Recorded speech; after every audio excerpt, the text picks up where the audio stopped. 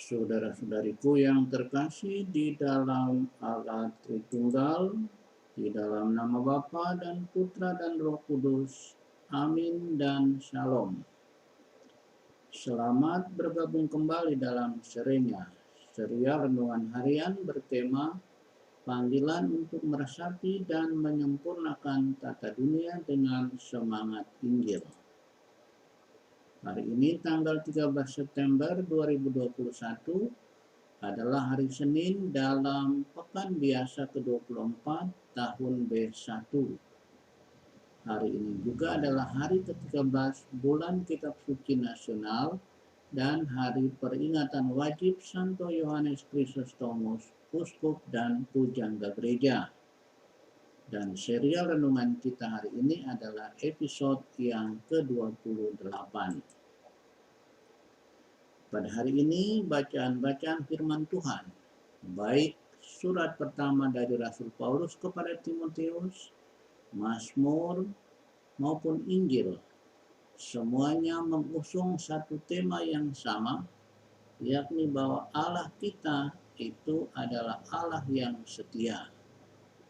Bukti bahwa Allah itu setia yaitu bahwa Dia memenuhi apa yang telah dijanjikannya kepada Abraham dan keturunannya.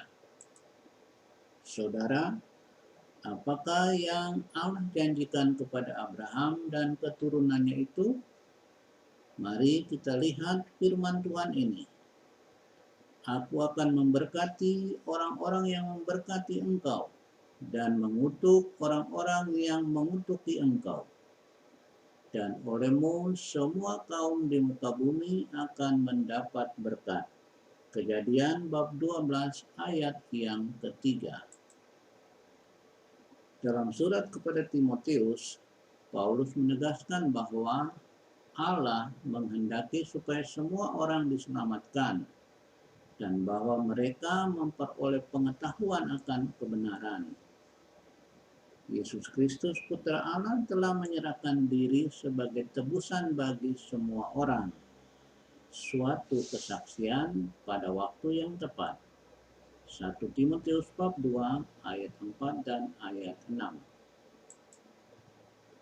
Kesetiaan Allah yang melakukan apa yang telah dijanjikannya juga dialami oleh pemazmur. Bagi pemazmur, Allah menunjukkan dirinya sebagai Allah yang biasa mendengarkan doa.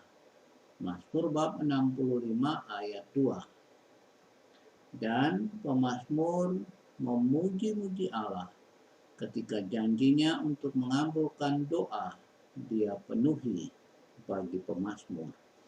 Mazmur bab 12 ayat 2, ayat 7, ayat 8 sampai 9. Janji Allah kepada Abraham yang Dia penuhi dalam Injil hari ini adalah menyembuhkan hamba seorang perwira di kota Kapernaum. Lukas bab 7 ayat 1 sampai 10.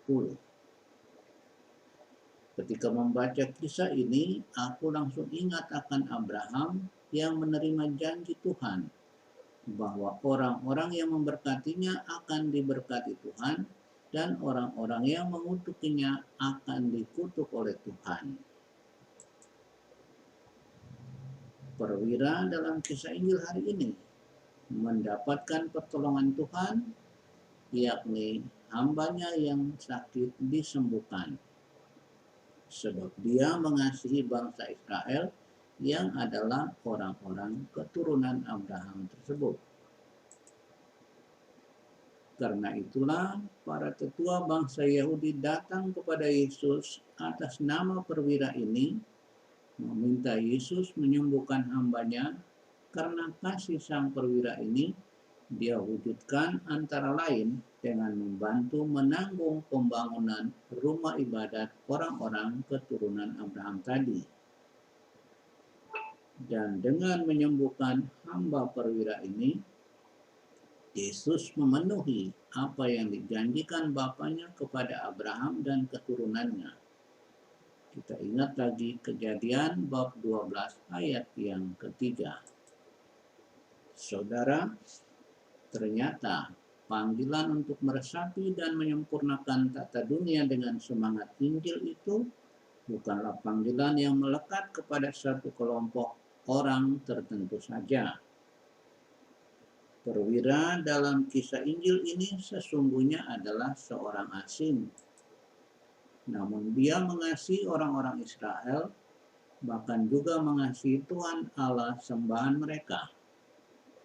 Nasihat Injil tentang hukum kasih dia hayati dan dia amalkan dalam hidupnya.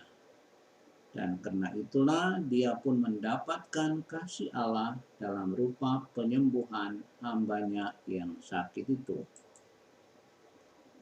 Karena itu saudara, jika ingin mendapatkan kasih dari Allah dan kasih sesamamu, perbuatlah kasih itu kepada Tuhan Allah dan kepada sesamamu. Kasih itulah yang dibutuhkan oleh dunia dengan tata dunianya yang dewasa ini telah diracuni oleh berbagai tindak permusuhan, kebencian, hate speech, fitnah, dan lain-lain sebagainya. Hanya kasih Allah yang mengalir lewat diri saudara dan saya. Kasih itulah yang dirancang Tuhan untuk meresapi dan menyembuhkan dunia kita dewasa ini. Amin. So, brothers and sisters, in order to be able to manifest Christ's message by words and deeds, and to communicate His grace to the world, let us start with Jesus, stay with Jesus, and end with Jesus. Demikian, supaya dapat meresapi dan menyempurnakan tata dunia dengan semangat Injil. Mari kita memulainya bersama Yesus, tinggal tetap di dalam Yesus, supaya dapat mengakhiri tugas kita juga bersama Yesus. Demikian, diberkatilah orang-orang yang senantiasa mengandalkan Tuhan. Amin dan Shalom.